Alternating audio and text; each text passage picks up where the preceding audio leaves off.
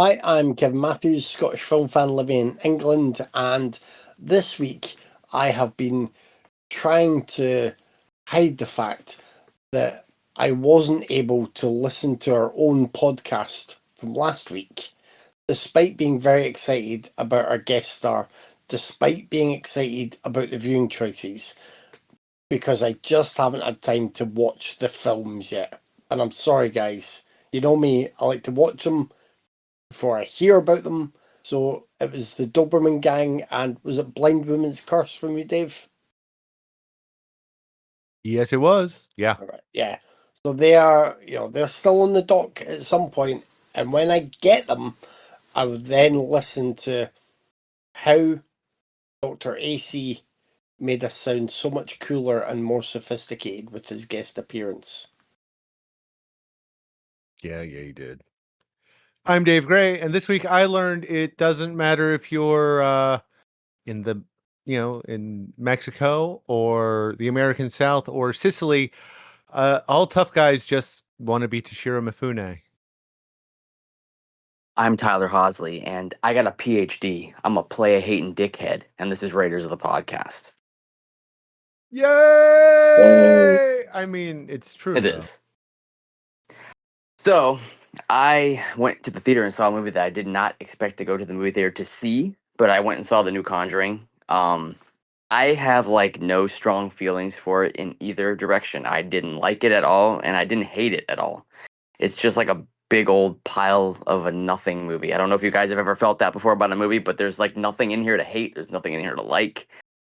And it has Patrick Wilson screaming, "The power of Christ compels you," to a fucking CGI spinning mirror. So if that's what you want to see, I don't like this franchise. I'm gonna be totally honest. Bar the I do like the first Conjuring. I think that one's fine, and I like that first Annabelle because I thought it was like a cool little like play on Rosemary's Baby with a doll. I kind of like the first Annabelle, but as a whole, this franchise is kind of just garbage. The Nun, Curse of La Llorona, just all those are just terrible. So.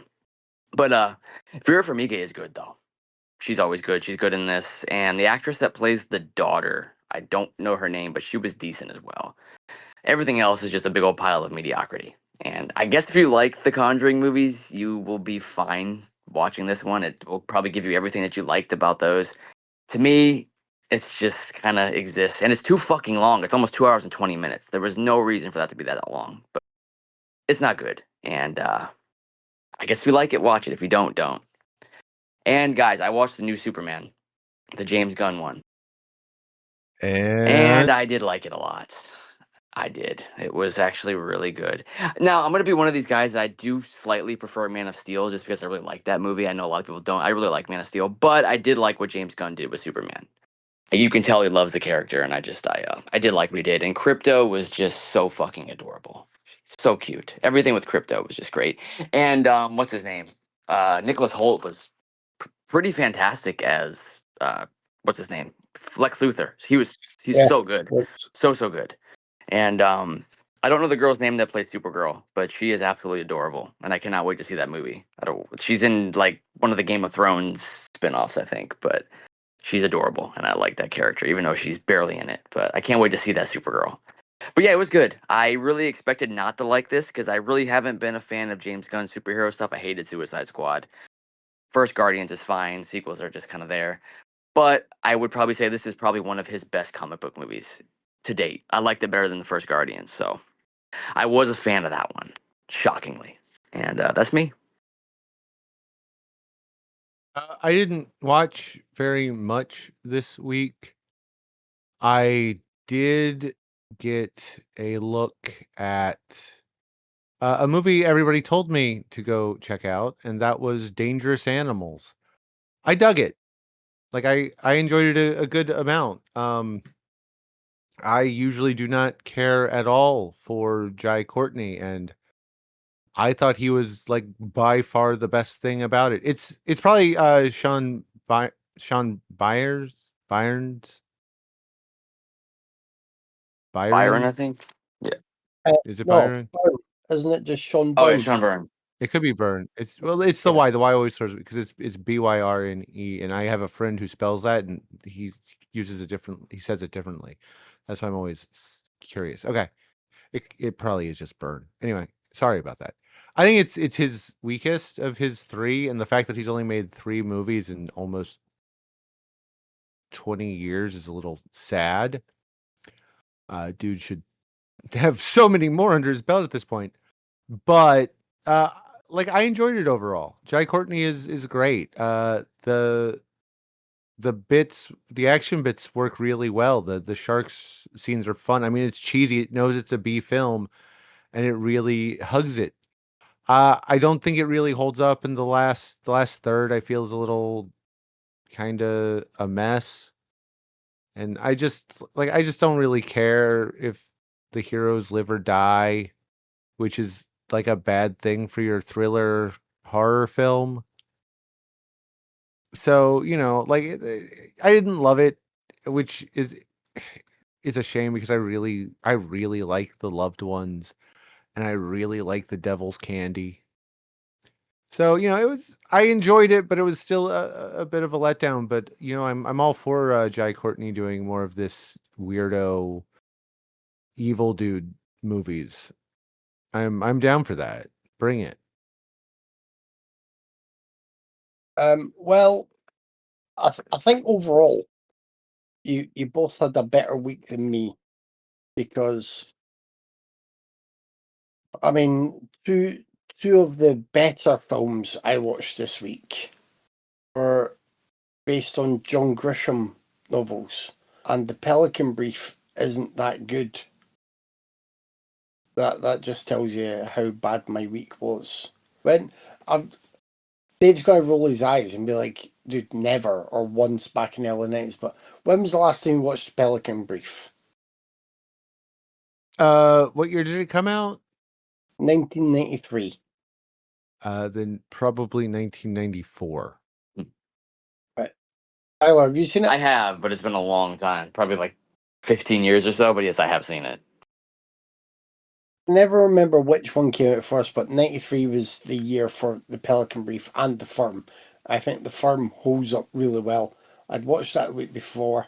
The Pelican Brief, like when I read the book, I remember starting the book thinking, this isn't going to really be about pelicans, is it? That's just a cute title for something. And yeah, then eventually pelicans are involved in the plan that is uncovered, really. And it's really dull and isn't livened up. And then the film is really dull and is only boosted by the fact that it's Julia Roberts and Denzel Washington playing early 90s versions of Julia Roberts and Denzel Washington. That's what saves it from being unwatchable. So I watched that one. I also rewatched The Client, and The Client is 1984, and The Client is a much better film. Susan Sarandon, Tommy Lee Jones. Is that the one with Brad Renfro? Is that the kid in it? Like, I'm asking you guys, and I'm the one Yeah. that's just Yeah, watched it it is. for a couple It is. That is the one with Brad Yeah. Renfro. Yeah. The good thing about revisiting these Grisham movies is they tend to all have a nice stacked cast full of you've got the prime leads and then you've got all the deep cuts tucked away there, all the familiar faces, all the good character actors, and yeah, the client is a good one for that as well. Now, I suspect Tyler's seen this, but I can't remember. The Mousetrap, the 2024 Mickey exploitation film. Unfortunately, I have. Yes, I have seen that movie. That movie was Yeah, horrible, but yes, I've seen that. so bad. Dave, have you seen it? Not that I remember, It's but the that it's the doesn't Mickey mean Mouse anything. slasher Yeah. one in like a Oh, carnival. yeah. Well, there's like 4 of them. Yeah. So I it's don't. one of them set in an arcade at night, Yes. basically. I saw 2 of them, and I'm going to be honest. I don't remember fuck all about them that differentiate them, like at all. Well, if you Nothing. haven't seen this one, add it to your Turkey Day list. Yeah. It's It's so bad. Like, doesn't even throw in extra gore gags and gratuitous sex and violence just to liven things up. Doesn't do that. Has a bit of teleportation in there for no fucking reason, and is I mean, it's absolutely awful. I didn't care for any of the characters. I I just didn't enjoy any of it, and it felt like it went on for ages, and it may be about 80 minutes actually. There's a sort of cute little gag with an opening scroll at the start. It's Star Wars style, kind of, mocking the fact that they are lifting this IP for misuse, but that is it. Not good. And what was the other stinker I watched? Are there any more stinkers? Can't recall if I told you guys I watched Nobody 2. That wasn't a stinker, but it's basically Nobody, but not as good. I'd set in a holiday park. I still like Bob Odenkirk. I still like the rest of the cast in that.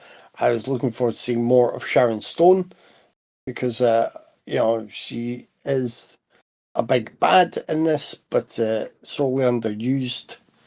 So that didn't even make a Kevin 7. That was a 6. And then 2 very different films I watched on the same evening. So Summer of '69 is really good. And I messaged you guys about it, and understandably, Dave was like, is this another like shitty nostalgia film? People thinking back to, their childhood or whatever happened in '69. It is not. It's basically a young woman, like a schoolgirl, is about to have, the big end of year chance to do what she might want to do. And what she wants to do is a guy called Max. And she has found out that apparently Max's favourite thing is to 69. But she has no experience or knowledge in this realm. So she uses her money that was going to go towards a car and hires a stripper to teach her valuable life lessons. And that is how it goes. The main character, Abby, is played by Sam Morales. She's great. Like, she's really, really funny. Just what a great screen presence as well. She's fantastic. Everybody else is good here, but Morelos is just a star. And it's directed by and co-written by Gillian Bell, who I think you'll know. You'd certainly know the face, even if you can't recognise the name. I've just, at this moment, gone blank on every other film she's done. But she's done stuff. She was in one of the Jump Street movies. She was in that... It might just be called Godmother or Godmothered, the Disney film about the fairy godmother. She's done quite a bit of stuff, but she directs this really well. It's very funny. Again, comedies are still out there and being fun and funny and enjoyable. This has great nods to Risky Business in particular, because obviously that premise lends itself to those references. But there are some other teen movie references there in the last scenes that are really good. And then get ready to laugh it up, boys, because I had to sit through The Wrong Paris. Have you seen The Wrong Paris advertised? I have not. I haven't even heard of. Oh, Dave, sometimes you're one lucky bastard. Yeah.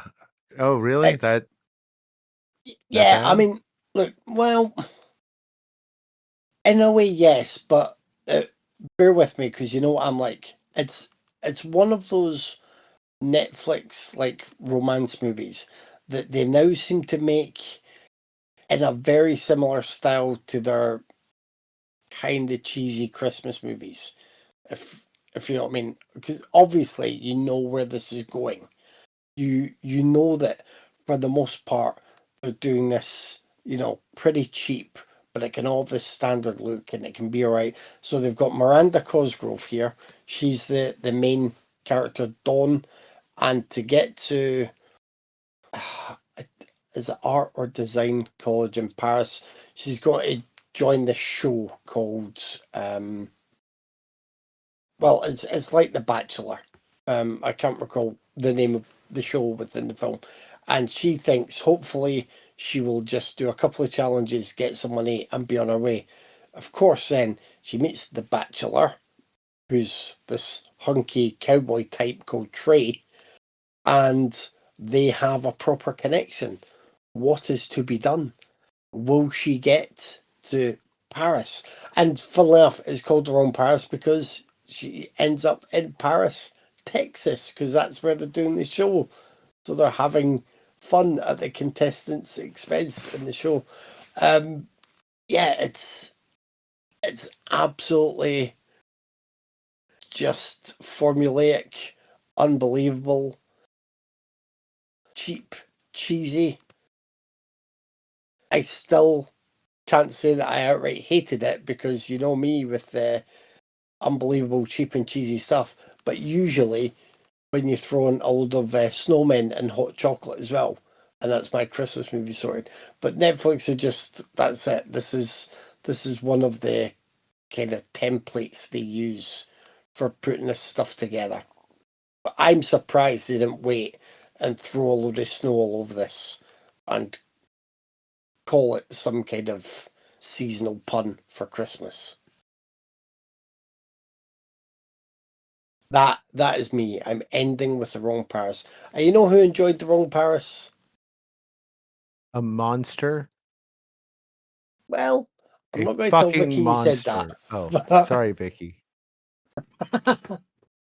You know, it's one of those things where we're having an evening in, and I can watch all kinds of stuff that we watch. So I'll watch anything. Sometimes you've got to pick this tame, fairly safe stuff to just while away 90 to 100 minutes an evening.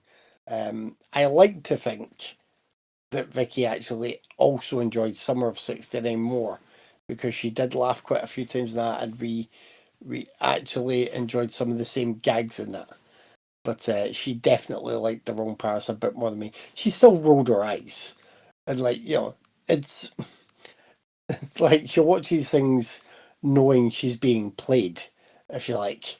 The same way I do if I watch I don't know, a slasher movie with a couple of good kills to keep me on the hook for 90 minutes. But it's there. It's content. This week, we watched the 1998 American crime drama written and directed by music video auteur Hype Williams, and the 1974 Italian gangster film directed by Andrea Biaggi. The prostitute. Oh, I didn't even say. Did I say Belly? Did I skip Belly? Did I skip the You title? skipped the title, but you said the plot. Oh shit! That's the kind of day it's been. Let me do that again. 1974 Italian gangster film Cry of a Prostitute, and the 1998 American crime film Belly. I moved on. I was like, I did something wrong there. You did mention Dave, you did yes. mention Hype Williams though, which is awesome. So that works. I did. Yes, Dave. Would you like to pick a movie and tell us about it?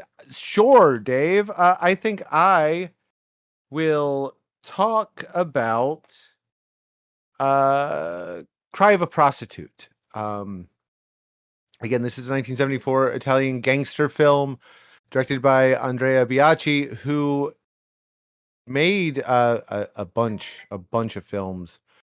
The thing is, I'm not really sure what I'd say he's best known for. He's actually probably best known for the 1972 Treasure Island, which has Orson Welles as Long John Silver. Although he doesn't use his actual name on that one, and he's totally uncredited in the English version, which is fun. He's made a lot of Burial Ground. He made Burial Ground, which is usually called Zombie 3 in the US. That's probably his best known film over here. Is that the one with the weird kid? Yes. Is it Peter Bark? For some reason, I remember his name. No, Peter Bark is in That's House by the Cemetery, a right? different one. Yeah. Oh, yeah. right. Okay. The one in his is it Simeone Matoli or something? It's been a while. I'd have to look it up. Anyway, so in this, Tony Aniante is a hitman who's been living in the US for a couple decades, returns to his native Sicily. Upon arrival, he is drawn into a local issues between two rival crime families. But Tony has plans of his own. It's essentially think Yojimbo or A Fistful of Dollars in Sicily. Tony is played by Henry Silva, and we've all seen Henry Silva. Henry Silva was in tons of stuff, from the original Manchurian Candidate. He was like a secondary guy in a lot of the Rat Pack stuff. I get the right pack. He's in Dick Tracy. He's crap. Who's he in Dick Tracy? He's one of the henchmen under a shit ton of makeup. He's a solid character actor that's popped up in stuff for decades and decades and decades. I'm not and the rest of the cast, it's a lot of there's Barbara Boucher, who was in a ton of genre films in the 60s and 70s. She was in Don't Torture Duckling, The Red Queen Kills 7 Times. I can never say that right. I think she's in Gangs of New York also. Like, she pops up in stuff all the time in films over those decades. She's in the 67 parody Casino Royale. She's Miss Moneypenny in that.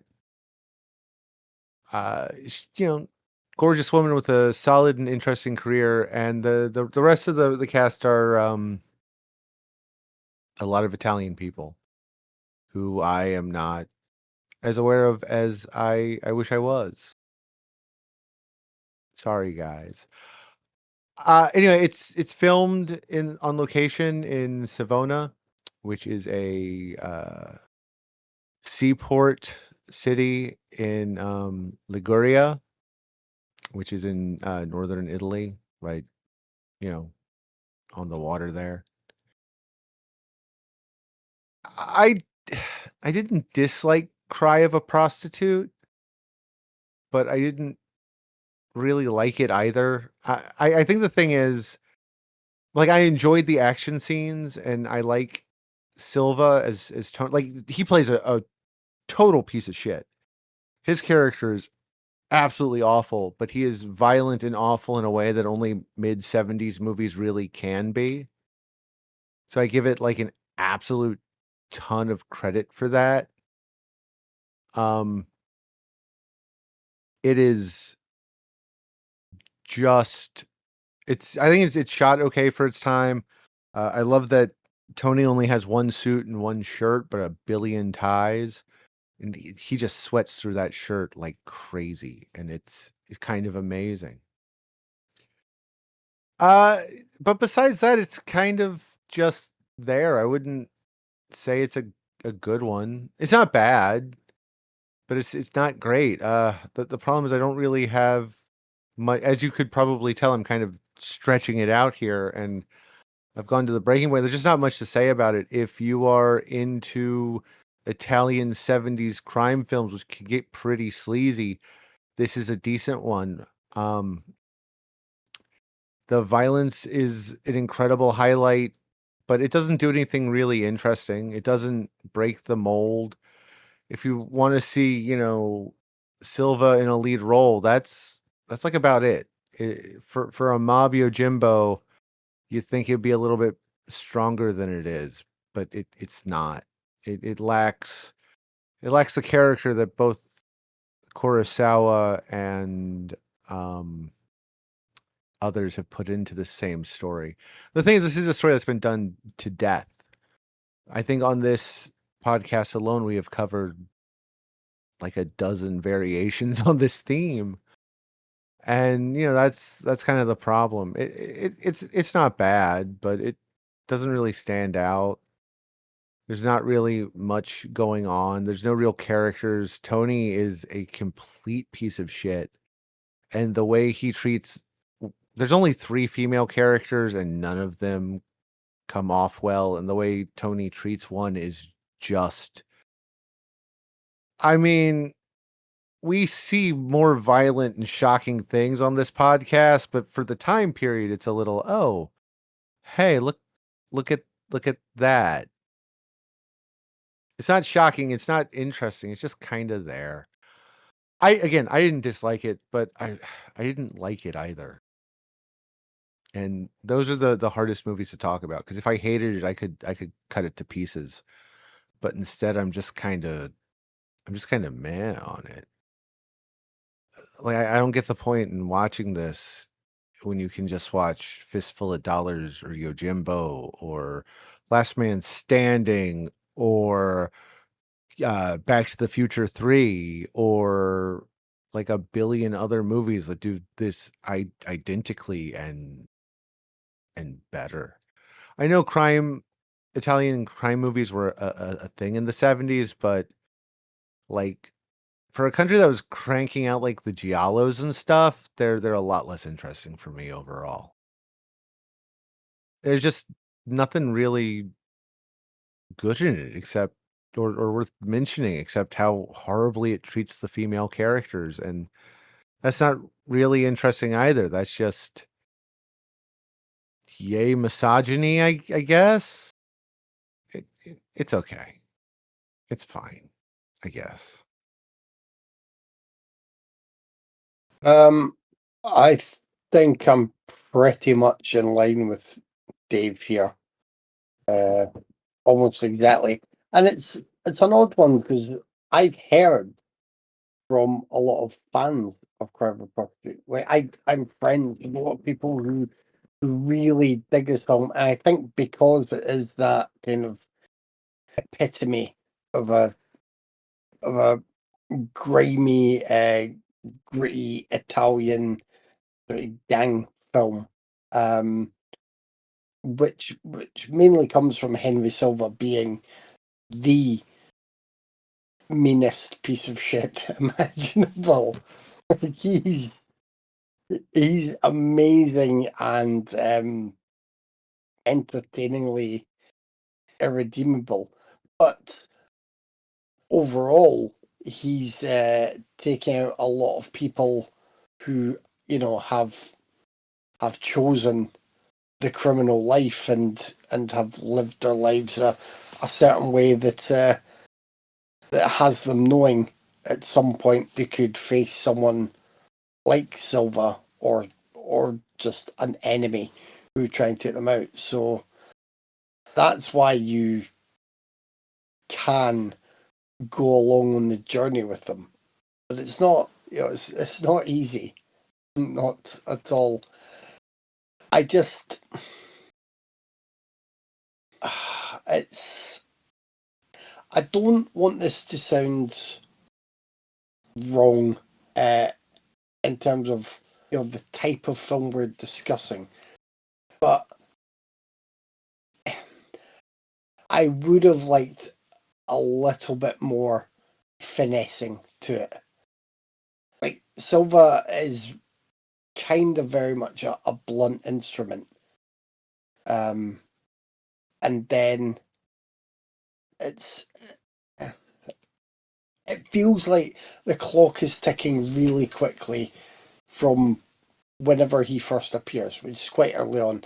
It all feels, very obvious, and with him just absolutely determined, and he carries himself as being potentially unstoppable. So he's got that.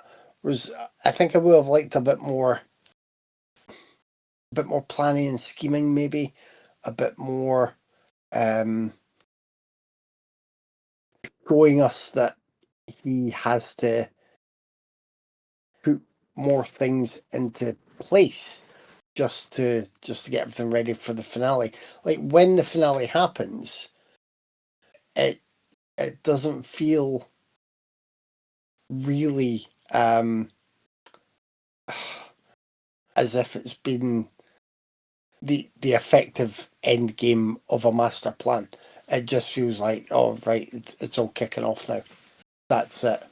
I'm maybe not explaining myself too well, and I apologise, but that's just the general idea I get from this. I would have liked to have viewed Silva as someone who was violent, who was mean, but who was also constantly moving pieces into place. And I didn't get that feeling from the film.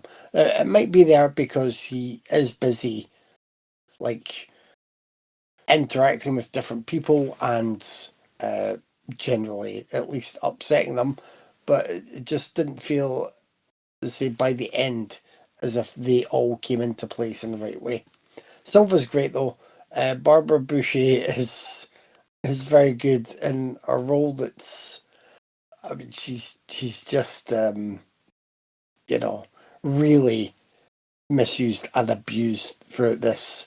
It's yeah, there's all these other potential victims around, and she is mistreated the most.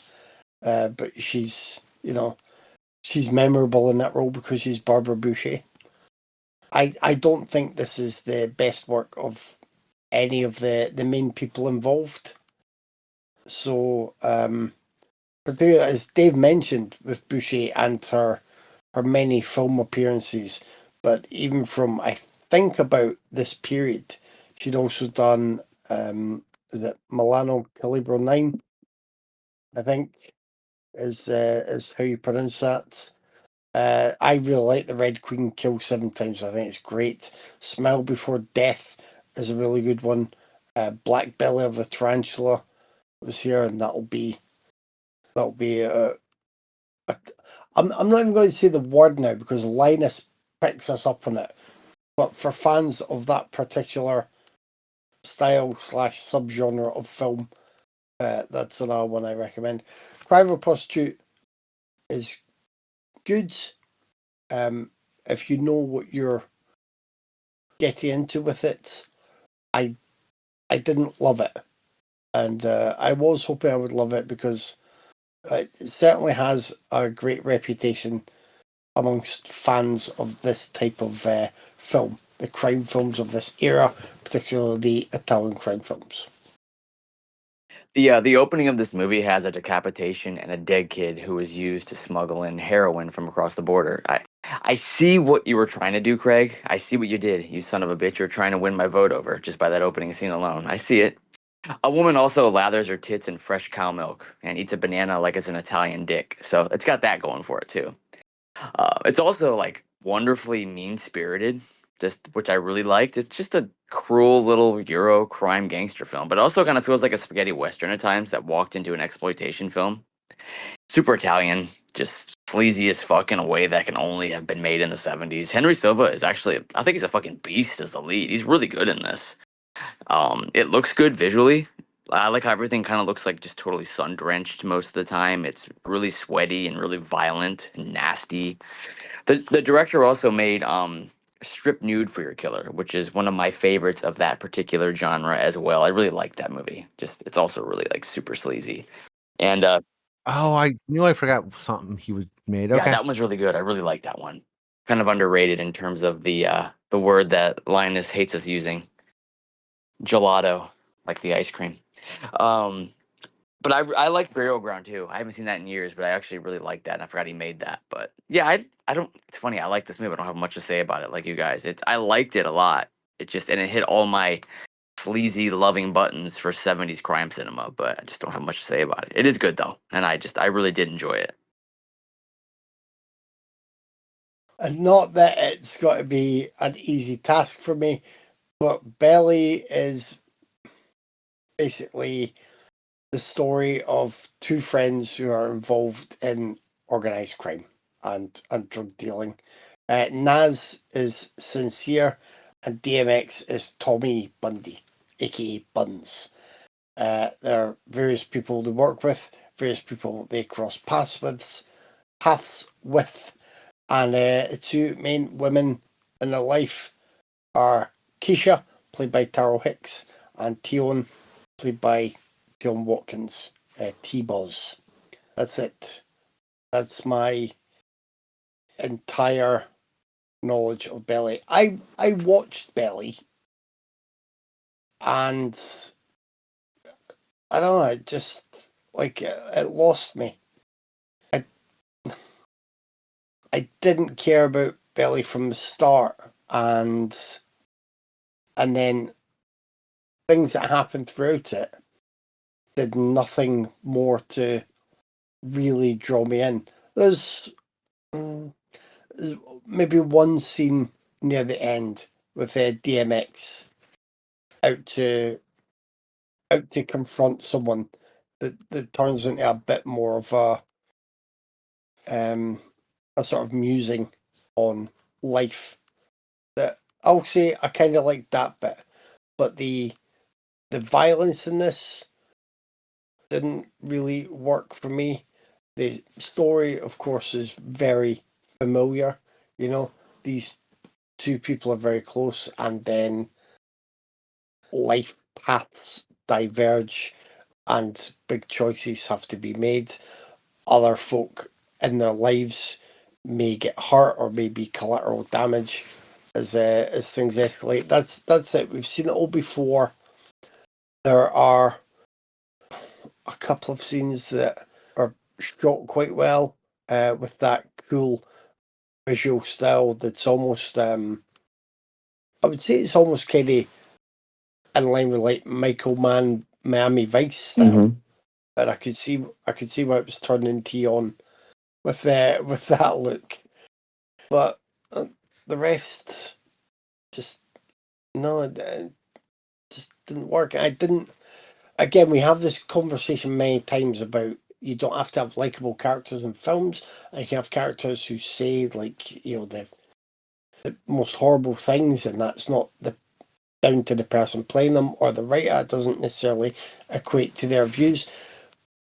But I will say in this one, like the leads are so they're just so like casually like I don't know,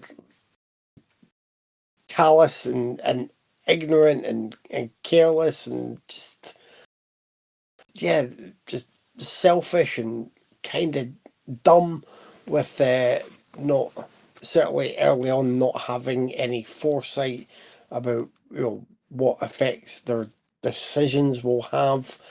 And I was I was resenting having to spend time with them, just like, oh, this is crap.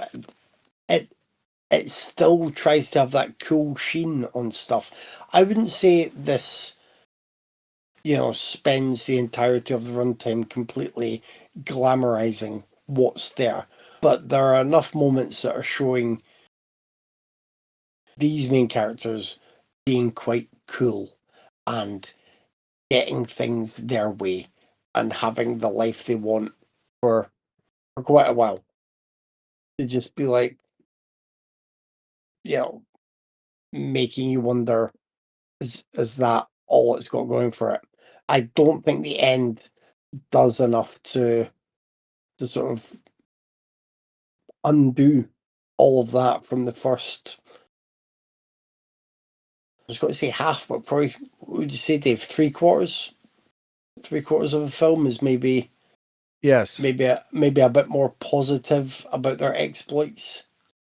Yeah. Yeah. So yeah, it didn't work for me. It's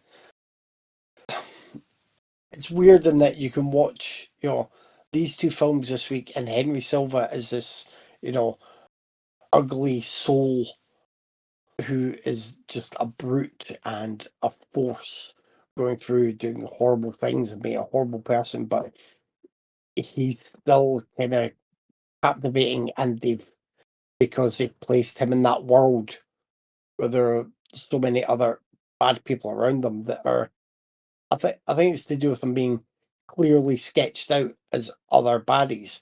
Whereas with Belly, you have these two main characters being, quite ugly souls, being quite brutal, having that killer instinct, but the world around them is generally populated by, if it was a video game, it would feel like NPCs.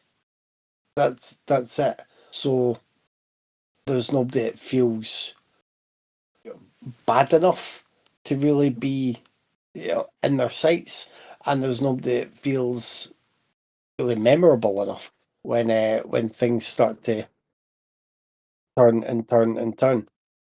So I wasn't a fan of this one, Tyler, and I will uh I will not forgive you if you spend like part of next year trying to get me to watch the sequel or whatever spin-off is. Was it a sequel or was it a spin-off to this? There's something that gave me goosebumps Well, because I knew. There's a sequel, Belly 2, Billionaires Boys Club, with the game. it's not really they just stole the Yeah, title. it's what's called Billionaire Boys Club, and they threw Belly 2 on to sell the DVD. Yeah. Tell me now the truth. What? Do you like Belly too? I like it as Billionaire Boys Club. It has nothing to do with fucking Belly. I like it in the same way that I like 8mm too. It's not an 8mm sequel, but I like it as a movie. Does that make sense? It's fine as an urban crime movie, but it's not a sequel to Belly. Right. So it would take a while to get to that on your Yes, list. even though I do like the game, so maybe one day, but not right now. Uh-huh. Right. I don't know what to say about Belly.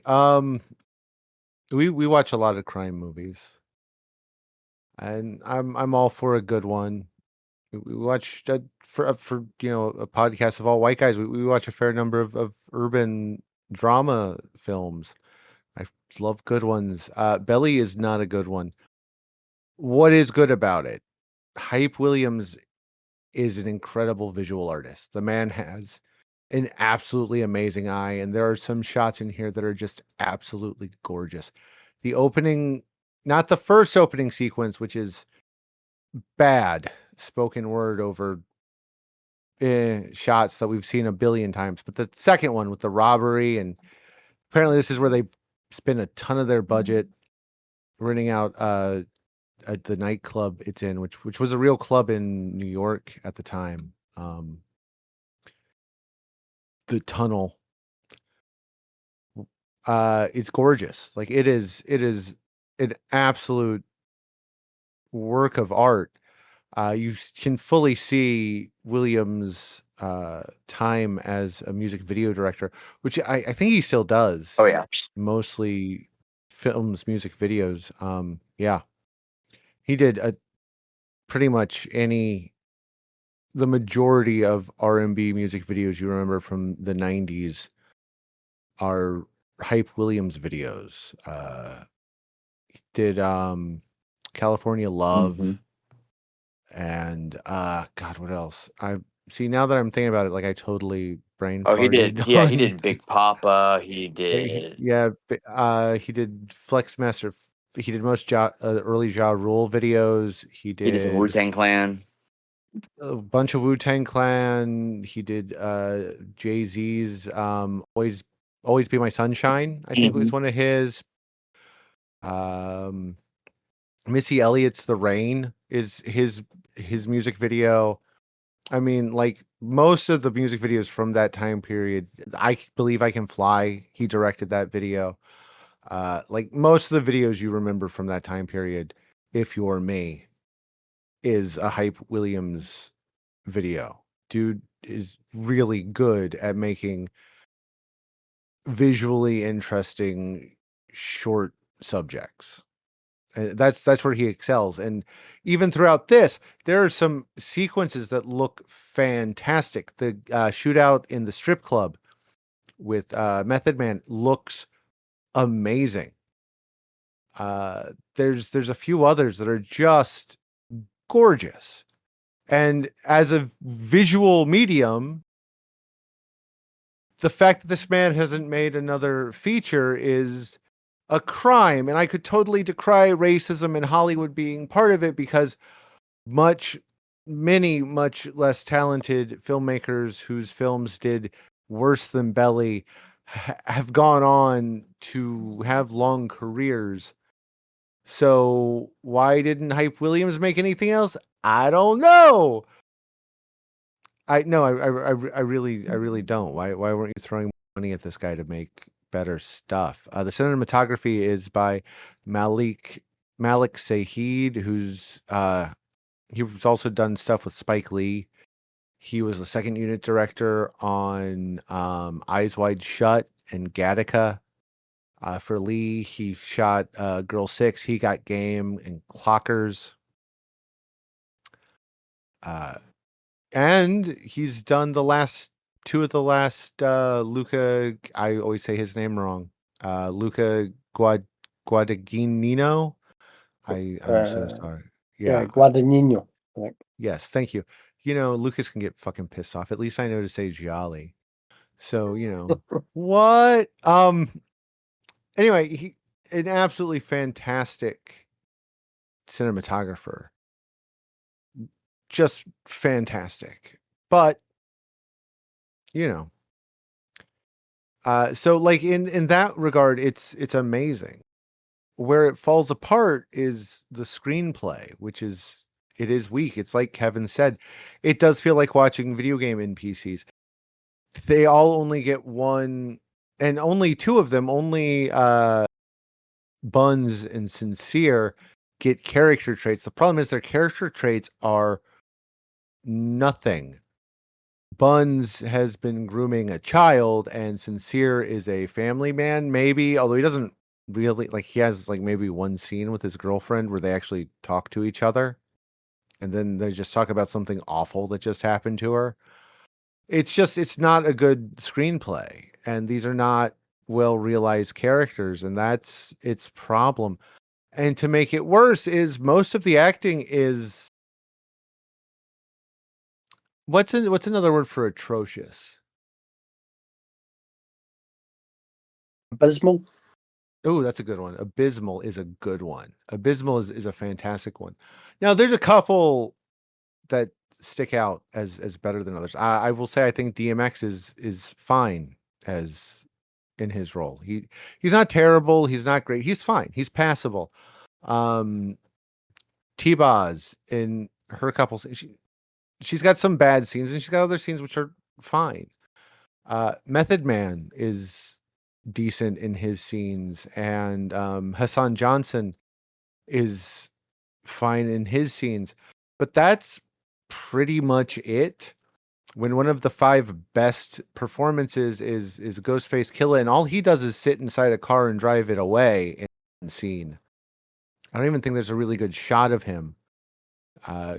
Kurt Loder is one of the better performances, and most are just bad. Like really bad. Nas is terrible. Oliver Power Grant has a role as one of the antagonists, and he is terrible. And it's a role that really needs a better performance, especially the first time he shows up.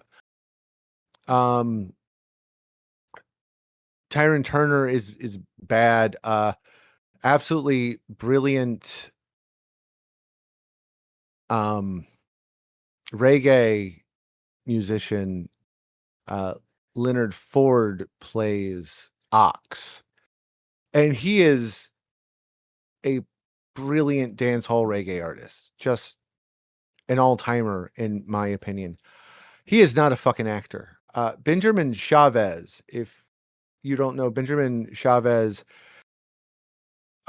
he was I think he's the current CEO and president of the National Newspaper Publishers Association. He was a co-chair on the No Labels political organization back in, like, I want to say 2010. He was the executive director of the NAACP in the 90s. He was national director of the Million Man March. He was the founder of the National African American Leadership Summit. He and Russell Simmons started the Hip Hop Action Summit Network. The man has an incredible body of work and has done incredible things in his life. In this, he plays the Reverend, and he is atrocious. He gives a speech that should be stirring and rousing and touching, but he cannot do it. And it really undercuts it, and it's a shame. But that's the whole problem with this film throughout, is 90% of the cast are just not up to the task at hand. And they hurt it a lot. And it's a shame. I think if this had a better script, same director, some casting changes, this could have been something special if they'd let Hype Williams direct someone else's screenplay. But as it is, I didn't hate it. I really didn't. I hated parts of it. I hated the screenplay. But there's some gorgeous shots. There's some absolutely incredibly well done moments. And if I could take them out of the rest of the 92 minutes around it, you could get an absolutely stunning short film out of this. But instead, it as a whole, it's just a slog. It's a pretty dull, generic slog that wastes all of the good things it has in it. And it's a shame, because it could be right there. I understand why this has a cult following. I really do. It's just, for me, it does not land, and it's an absolute shame that Hype Williams wasn't ever able to build upon it. I think film is lesser for that not being able to happen. I really do, because again, visually, this film is stunning. I'm wearing a DMX shirt as I talk about this at this very moment, guys. But yeah, I love Billy so much, so much. It's one of my all-time favorite films. For me, it's just a certified urban crime classic. The cinematography in this film, as Dave said, it's truly fucking stunning. From that opening scene to that final shot panning over Times Square on New Year's Eve, every shot is fucking art in this movie.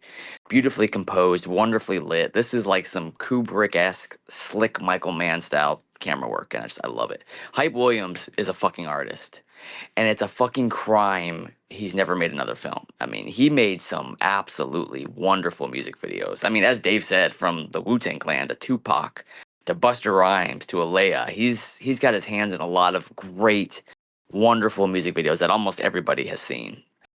That opening heist with Back to Life from Soul to Soul blasting while DMX and Nas just slow motion walk through that neon lit strip club is one of my absolute favorite opening credit sequences ever put to the screen. And then you go to DMX's mansion and the camera pans behind them as they walk through the door, and you get those beautifully composed shots of all that black and white interior inside his house. And then DMX picks up a remote and puts on Gummo on his TV, which means Hype Williams is probably a fan of Harmony Korine, which makes me love the man even more. I like to pretend that. I hope he loves Harmony Korine. He put on Gummo on his TV, so there's a reason why Gummo is in this movie. But yeah, every single shot just oozes style. It drips through every goddamn frame of this movie. You can say it's style over substance, and you may be right, but this is the aesthetic that I love in cinema. I'd take visuals over story almost any day of the week for most of the time. But I'm not going to go scene by scene here because I would just legit be standing here all day talking about this. But I just love every shot in this movie. That shootout in Lennox's mansion is fucking amazing. I mean, the atmosphere set up in that scene borderlines on a horror movie. And I fucking love it. I love the assassin and the mask. It's just, that is such a great shootout scene. I think DMX is great. I mean, as you guys already know, I am a big, big DMX fan. I love his music dearly, and I think he's one of the best rappers turned actors. Him and Tupac are just top tier for me when it comes to rappers in film, and he's just greatly missed. I love DMX. I personally have no issues with Nas in this film. I think he's fine for the role he's given to play. He's also a lyrical genius when it comes to hip hop, but that's like another conversation. Um, I love the ending. It may be heavy-handed, but I think it works so fucking well for the tone of this film. I love the speech. I don't really know much about the actor delivering the speech, the Reverend guy, but I mean, I love that speech. I love the way, and you see DMX walking through the hallways of that theater, and it's art. It's art in all fucking caps. You get a small role from Method Man, who I get to meet in a couple months. I'm stoked about that. But I can just go on and on with this movie, guys. And my God, you should watch this movie in 4K. It will blow your fucking mind. It's fucking glorious. It's just gorgeous in 4K. Yeah, this movie is a goddamn masterpiece. And I love it. I love it with all my heart. It's time to pick one. Kevin? For me, it's Cry of a Prostitute. Tyler? Yeah, Belly for me all day. For me, it is. I got nothing. I think I'm going to give it to Cry of a Prostitute, but I feel kind of the same about both of them. I appreciate them for what they are, but I'm never gonna watch either again. You know, both are missed opportunities, but I think Cry is gonna edge it, or does it? Next week, we were gonna do Craig's special, but Craig won't be here. So we're gonna delay that a week, and we're gonna make next week the first official week of October. Fuck you, calendar. So we're gonna be doing horror movies. Tyler, what you got for us? I am theming my whole month of October, and I am going with Bones from 2001, starring Snoop Dogg and Pam Grier, and directed by the awesome Ernest Dickerson. Kevin? Tyler, can you have a conversation without dragging us completely into the gutter next week? No. Because I can try. I've been long overdue a revisit of The Entity, which I've not seen since Halloween, and I bought the Blu-ray. But I don't need you getting all puerile and dragging us down and below the gutter on that one. I have that on Blu-ray, but yes. So behave. Yeah, I picked up a Blu-ray a while ago, and I've not, and I don't know how it was one of those ones I was just allowed to like watch as a teen as well. So I'll be yeah, that's me for an interesting potential memory unlock there to why I was allowed to just watch it. I also have the Blu-ray and have not opened it. So, I, on the other hand, I'm going with something new. The Best Wishes to All, which I think it just hit Shudder a couple months back. It's a 2023 J-horror. Look at how weird and different this next week's choices are. I'm so impressed with us. Golf clap. That's why I like doing the horror, because we all pick different shit. It works out good. Nice. To celebrate Kevin's victory, would you mind giving him the bidness? Or Craig's victory, I'm sorry. Craig keeps beating me in this damn show. No matter what I pick, every pick wins. So it's okay. We're on Instagram. Not every pick. Recently. Yeah, Yeah. recently. He's been on a roll He recently. has. He really has. I mean, I liked his pick, so I didn't like it as much as Belly, but I liked the pick. But we're on Yeah, but Instagram. you like nothing as much. No, I mean, that's true. We're on the gram, Raiders_of_the_podcast. We're on Facebook, where I sometimes remember to post stuff on Wednesdays. We have a YouTube channel where you can like, subscribe, and watch Kevin's sometimes weekly videos. Awesome videos, weekly, sometimes. We have a Discord, we have a Blue Sky, and you can always email us at raidersthepodcast@gmail.com. As always, thanks for listening. Thanks for joining me, guys. I'm really looking forward to starting spooky season next month or next Me week. too. Hey, might be enough for you to give us a Wednesday pick. Ooh. There was no Wednesday pick, was there, this week? Did you forget to put Belly There's up there? about to be a pick in like 2 seconds. I'll talk to you guys next week. Stay See here. you.